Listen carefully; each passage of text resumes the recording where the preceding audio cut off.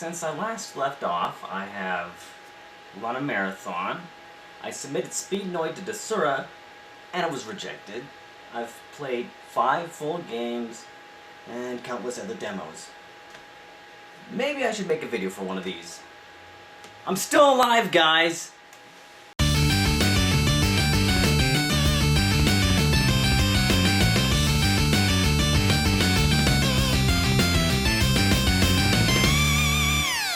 God of War Ghost of Sparta is another PlayStation Portable prequel from Ready at Dawn.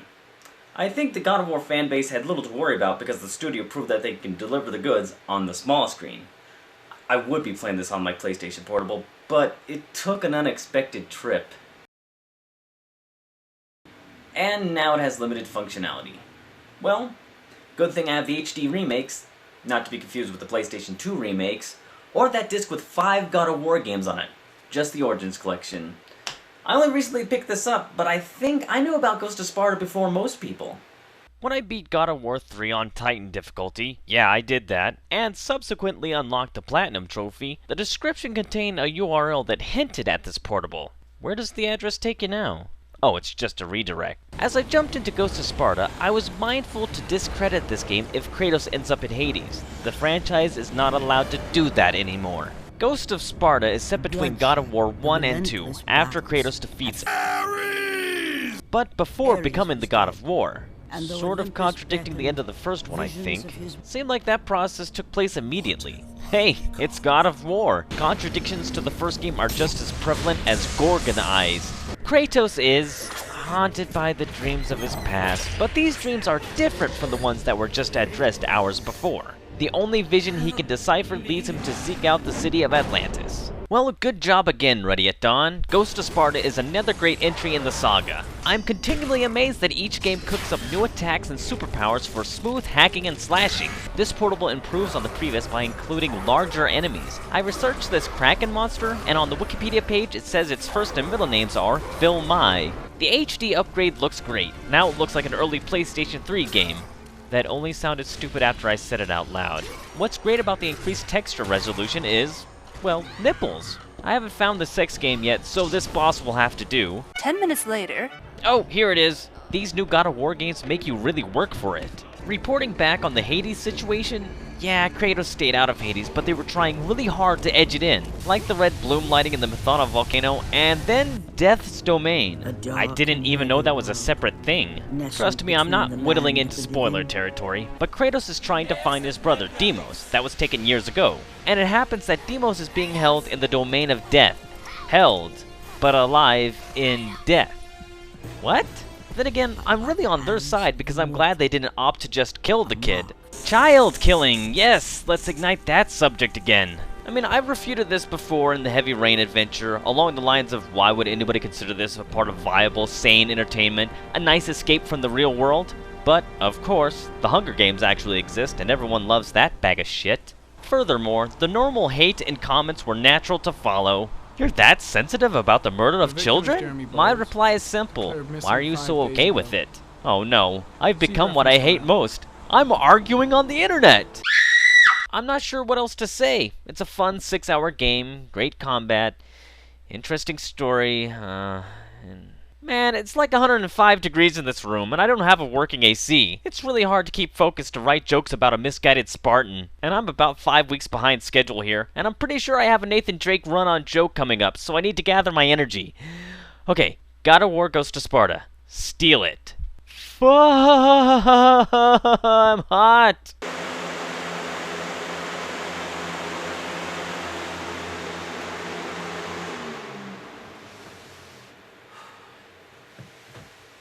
God of War Ascension is another prequel, so now we have just as many backstories as stories, all touting the same tagline.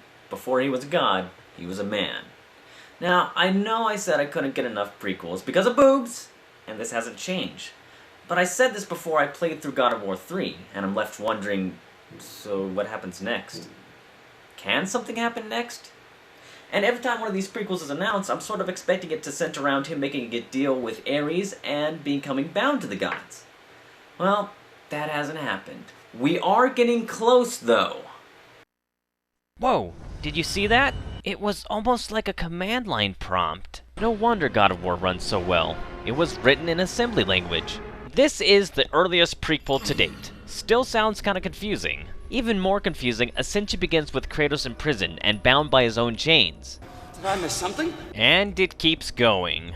After escaping, and a boss battle even more epic than the Poseidon sequence in God of War 3, it gets even more prequelier. The timeline begins shortly after Kratos commits that terrible act, becomes ashy, and then abandons his Spartan army. Kratos, the original rage quitter. The Furies, who can be thought of as the cosmic justice keepers, they punish those who break a blood oath, are after Kratos because he's a deserter. So where are we punching our way to now? God of War was a trip to Pandora's box, 2 was a trip to the Sisters of Fate, 3 was a climb up Mount Olympus, Chains was a vacation in Elysium, and Ghost was on death's doorstep. Ascension is a giant metal snake surf ride to an oracle based on a tip from a fellow deserter. That's fine and dandy, but somewhere along the way he has to be defeated and captured. So from the outset I ask, how useful can this trip be? I mean, he's chained up by his own chains. Now, I'm not saying that I can do any better, but I guess I am saying that I don't have to do any better, because holy Helios, this game is better than God of War 3!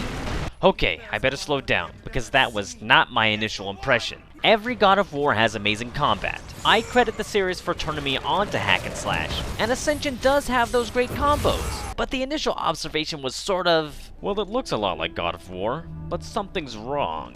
It plays like Uncharted. And it's not just, oh, Kratos jumps between puzzles. I actually feel like I'm climbing that ship frame in Uncharted 3. One of the trophies even directly references Nathan Drake. Now, that's not such a bad thing, because, as I've made it known, I like Uncharted. And placing Kratos in the role of the murderer who should look more like Albert Wesker with Hans Gross's chain gun surgically implanted in his eye sockets just makes sense. Guten Tag! Remember the Centaur and Chimera from the other PlayStation 3 iteration? Well, they're back. Okay, you have to understand the work that goes into these monsters. The modeling and the texturing and the rigging, whatever that means. I'll give them a pass on reusing some enemies because a studio would want to save time. But what makes it so much worse is they changed the colors. What, like we weren't going to notice? Hey, Final Fantasy just called. It wants its enemy multiplying technique back. God of War Ascension puzzles have been known to cause hair loss. It's like they designed an elaborate Zelda-esque dungeon full of switches and buttons, and crammed it all in one room. Whoa, which enchanted visual basic object do I touch first? Multiplayer has been added in this round of God of War, but the development time is the same 3-year schedule. And you know what that means? Less time for testing. Glitches! I've read other media outlets' opinions of the game, and it appears unanimous that Ascension is a step down from its previous glory. Which is kind of funny because that's the antonym of the word Ascension. Of the complaints I've read, all seem valid. Certainly more valid than, they changed the color of the Sagittarius monster. My opinion turned around when I played and beat the game on hard. Not sure if that's ever happened before. I took a different approach to this gold trophy than God of War 3. With that game, I just blocked forever, and when things did open up, I started swinging blindly. I was so into Ascension's combat system, I started to study what frames of a Kratos attack animation that he is impervious to enemy attacks. When you get down to that base level of strategy, you are truly beating the game, and it is fun. Painted over monsters no longer get a second thought, just another challenge to overcome. Puzzles, you solve them once, you know what to do the next time around.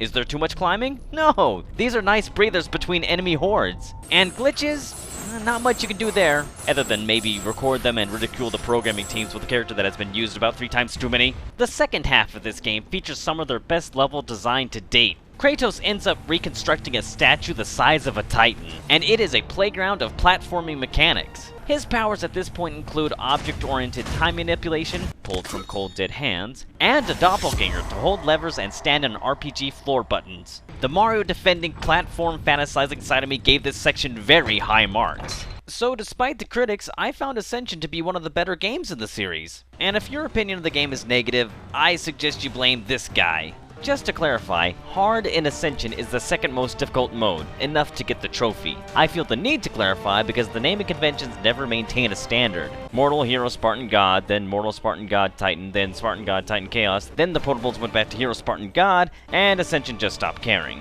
And I know what rigging means. I'm still cool with God of War prequels, especially if the next gets even more prequelier. I think I'll get what I've been waiting for, as the end hinted at a twist referring to that yet ungamed time space. And if that happens, what will the tagline for that be? Before he was a warrior, he was a sociopath. This hope lands next to a few other predictions like the 3DS Doer, voiceovers in The Legend of Zelda, and fun times with the Lancer Zero, Marcus Phoenix gets a timeout. Did that last one happen already? I don't know, I haven't played Judgment. This God of War marks the first multiplayer in the franchise. Honestly, it deserves more time than I'm going to give it. I played exactly one session, and I lasted a full 30 seconds before my first death.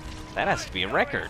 I ended up getting second place because, by chance, I was able to wrangle a Cerberus. It's good, but I don't like it much. I just got done kicking down every single player boss, and now I'm getting kicked down.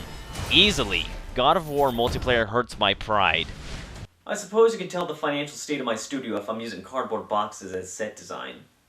This is Ghost of Sparta. Okay, now that I've figured out the order of the franchise, we can talk about how I'd rank the games. Here's the rankings as we last saw them. I still place the first at the top because, whoa, that ending. And right under it, Ascension. Great fun and PlayStation 4 graphics. Then Ghost of Sparta, which topped the previous handheld, Chains of Olympus. Then God of War 3, which crashed the chariot into the ditch. And God of War 2. Let's not talk about God of War 2. Naturally, we would talk about the sex games next, but that's now impossible, because Ascension had a nice cutscene, but no minigame. That's bullcrap! I will not stand for the sexual tension. Okay, maybe he didn't want to because he just... You may have looked at the video progress bar and realized that there is more to this video. Explanation. The God of War Ascension disc contains a number of demos. As an added bonus, and reasoning for being 5 weeks late, let's take a look. Flower. Once upon a time, when I was hip and popular on YouTube, I received a video link for a PlayStation Digital exclusive called Flower. I think this former fan wanted to see how loud I could yell, GAY! As I play Flower by tilting the 6-axis controller to open up other flowers with my pedal, I remember the studio director saying, with the advent of digital distribution, gamers can buy games that are cheaper and have no point. Paraphrasing here. It's just mindless game time. Then the demo tries to guilt trip you for sitting on your couch and not exploring real nature. Have I forgot? In fact, I have forgot. Nothing grows in Nevada. The God of War Origin Collections. I obviously already know about this. Journey. Okay, it looks like my nemesis, Esoteric, will be joining us for this game. Journey is interesting because you are given minimal information about the setting or how to progress, and I'm guessing that doesn't change much throughout the entire game. At the foundation, Journey is a platformer with subtle hints about how to play, but the fact you are told nothing drives you forward in the hope that something is explained. At least that's how I feel. Now, merely looking at Journey, I can tell that the older gaming community would flock to it. I guess the words strong artistic direction painfully come to mind, as if it's saying, you may try to understand me, but you won't. I agree it has interesting gameplay, and it would be fun learning the motivation behind this journey. Just don't defend the game as art. Oh great, Esoteric has arrived. Hi, I'm Esoteric. My friends call me Eric, but I doubt you'd understand why. I was just taking some high-contrast grayscale photos when I heard you were discounting games as art. All I'm trying to say is there's no real need to consider the art of one game versus another. No. Art is the only value needed for games. The absence of information in Journey is beautiful. Any entity that tells you nothing is smart, provocative, avant-garde, and it should be used more in gaming. But art is subjective. It's dependent on an individual's interpretation. Anything can be artistic to anyone, meaning everything is art. So who's to say that Journey is more artistic than Dr. Mario? Sir, you just don't get it. Perhaps if you were more intelligent, you would see the abstract is the only realism. When did fun get supplanted by the need for a self-formed experience? The deliberate explanation of a plot or intention doesn't have to dismantle the mystique. It can just be an explanation. Right. This would make sense coming from the guy who needed a player's guide for Minecraft. A game that only has one prerequisite: imagination. Tell me this, if you were having so much trouble with the monsters, why didn't you play on peaceful mode? Peaceful mode? Neither the game or walkthrough mentioned a peaceful mode. How was I supposed to know about it? Well, don't you know that God himself beamed the instructions into my head? What's wrong with you? Oh god, you know what?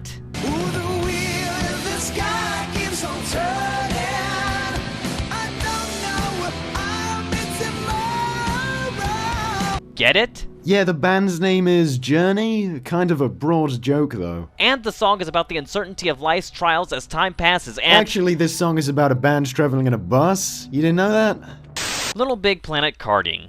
I had no idea this game existed, and upon first glance, I think I had the same response everybody had when they first saw or read about this game. But I will stop myself, because in gaming, saying that something is done like something that has been done is overdone, especially if it is overdone to say that something is done is overdone in and of itself. So let's get karting. The tutorial explains the concept nicely, and I like how executing a drift can theoretically run forever.